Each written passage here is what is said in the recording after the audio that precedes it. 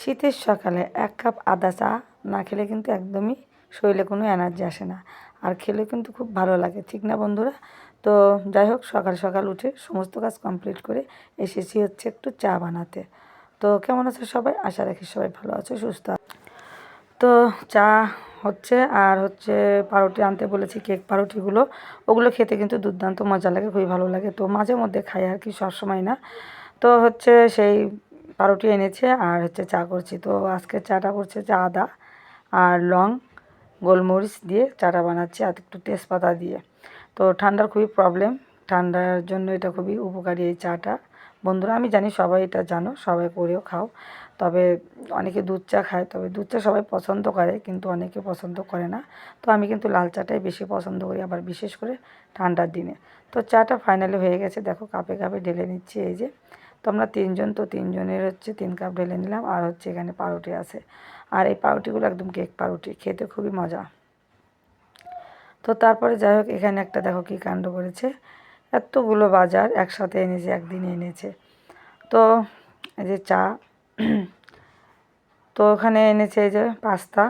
তো পাস্তাগুলো সুন্দর করে ঢেলে রাখছি আমি বয়ামের ভিতরে। আর এনেছে হচ্ছে পাস্তার মশলা, পাস্তা খেতে যে মশলা লাগে সেই মশলা এনেছে। আর এদিকে হচ্ছে, এটা হচ্ছে বাদাম, না সরি, এটা বাদাম, হ্যাঁ হ্যাঁ, এটা বাদাম এনেছে। এটা হচ্ছে লং এনেছে। তো এটা হচ্ছে কদবেল আনছে আর কি, কদবেল আনছে, আর দুটো বড় বড় মানে বড় বড় বেলু আনছে। তো তো অনেক কিছু আনছে আর কি, তারপর ফুলকপি, বাঁধাকপি, সিম, এগুলো সবই এনেছে।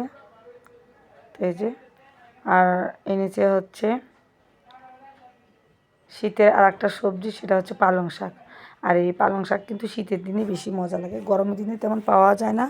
আর গরমের দিনে অনেক সময় দেখা যায় একটু ছোটো ছোটো পাওয়া যায়, কিন্তু খেতে কিন্তু ওগুলো বেশি ভালো লাগে না। তো শীতের দিনে এটা মজা লাগে আর কি।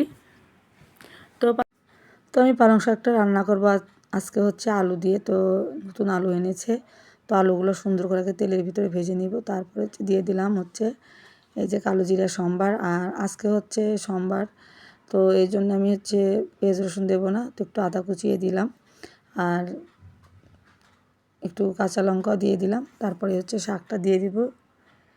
তো শাকটা কিন্তু আজকে খুবই সুন্দর হয়েছিল খেতে, আর প্রায় অনেক দিন পরই হচ্ছে পালং শাক খেলাম, এর আগে একবার এনেছিল।